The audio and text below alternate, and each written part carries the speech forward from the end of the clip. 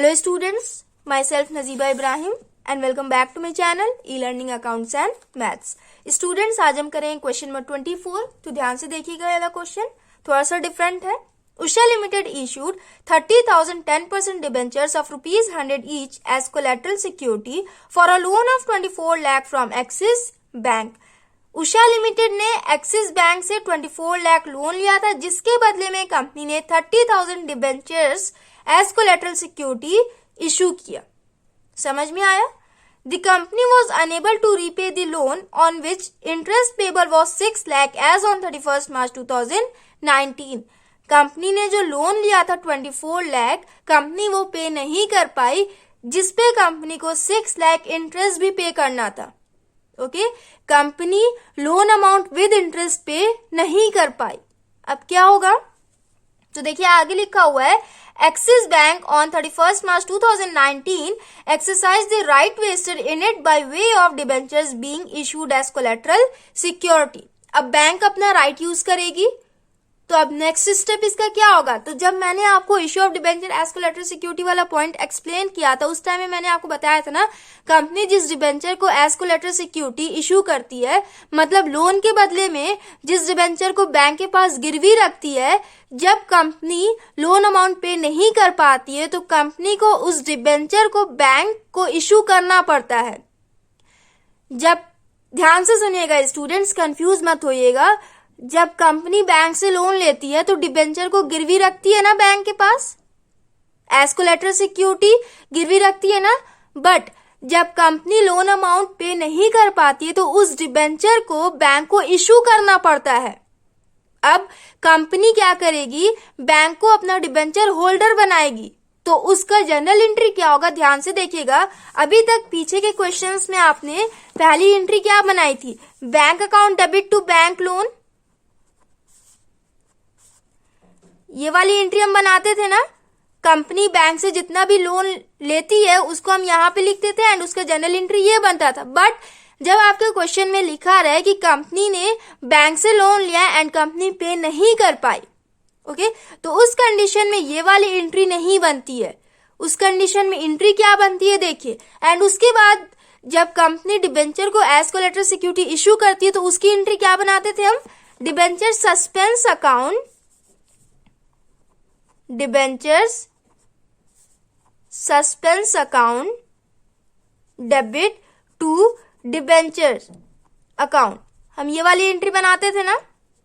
तो देखिए अब जब कंपनी लोन अमाउंट पे नहीं कर पा रही है तो उस कंडीशन में इस एंट्री को हम रिवर्स कर देंगे। क्या कर देंगे? इस एंट्री को हम रिवर्स कर देंगे। ओके, क्यों रिवर्स करेंगे ये मैं अभी आपको एक्सप्लेन करती हूँ। पहले हम एंट्री को रिवर्स करें। कितना परसेंट डिबेंचर को कंपनी ने इश्यू किया था? 10% डिबेंचर। तो यहाँ लिखेंगे, यहाँ देखिए debenture suspense account debit to debenture है ना। तो अब एंट्री में हम करेंगे debenture account debit to debenture suspense, reverse करके लिखेंगे 10% डिबेंचर्स अकाउंट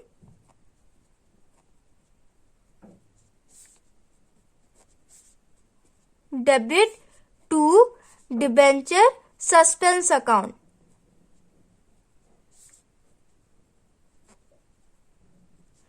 इसे हमने क्यों रिवर्स किया? क्योंकि कंपनी ने डिबेंचर को गिरवी रखा था ना। अब कंपनी उसे गिरवी नहीं रख रही है, अब कंपनी उसे बैंक को इशू कर रही है, तो कोलेटरल सिक्योरिटी वाला अकाउंट हमें क्लोज करना पड़ेगा। तो इसीलिए हमने इसे रिवर्स कर दिया, क्योंकि अब वो वाला डिबेंचर बैंक के पास गिरवी नहीं रखा है हुआ है, अब बैंक उस डिबेंचर की होल्डर बनेगी। तो इसलिए हमने ये वाली एंट्री को रिवर्स किया। अमाउंट कितना हो जाएगा? कितने डिबेंचर कंपनी ने एज कोलेटरल सिक्योरिटी इशू किया था? 30,000 डिबेंचर्स को। तो 30,000 इंटू 100 30 लाख हो जाएगा। यहां हो जाएगा 30 लाख एंड 30 लाख। नरेशन क्या हो जाएगा? Entry for debenture issued as collateral security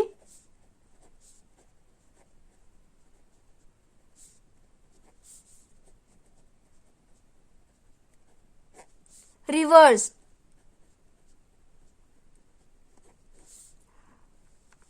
collateral security वाली एंट्री को हम रिवर्स कर देंगे। ओके, उसके बाद देखिए, अब इस डिबेंचर को 30,000 डिबेंचर्स को इशू करेंगे हम, एक्सिस बैंक को हम इशू करेंगे।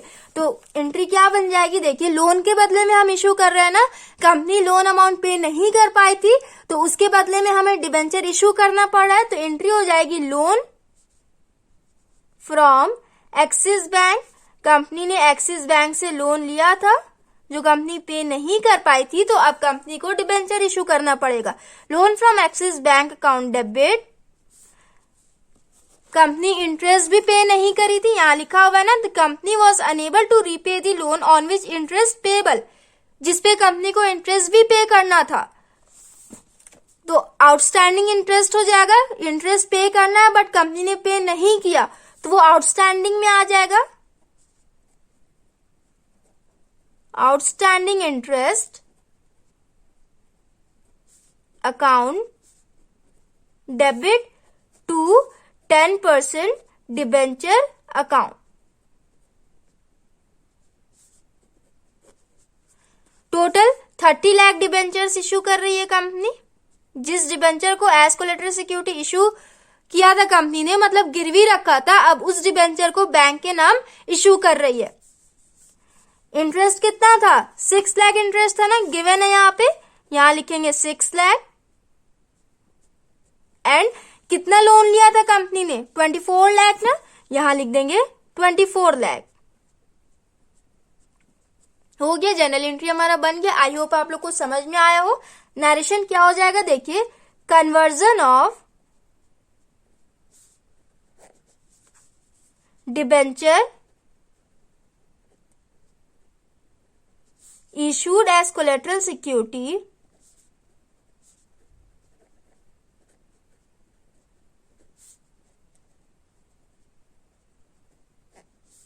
into debenture. इसका क्या मतलब है, देखिए,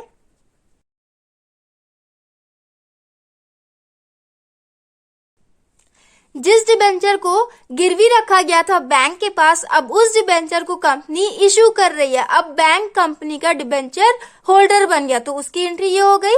क्वेश्चन नंबर 24 हमने कंप्लीट कर लिया। नेक्स्ट वीडियो में हम नेक्स्ट टॉपिक पढ़ेंगे, accounting for issue of debentures considering the terms and conditions of redemption. Okay, तो नेक्स्ट वीडियो में हम नेक्स्ट क्वेश्चन करेंगे। So students, if you like my video then please like share comment and do subscribe my channel. Thanks for watching.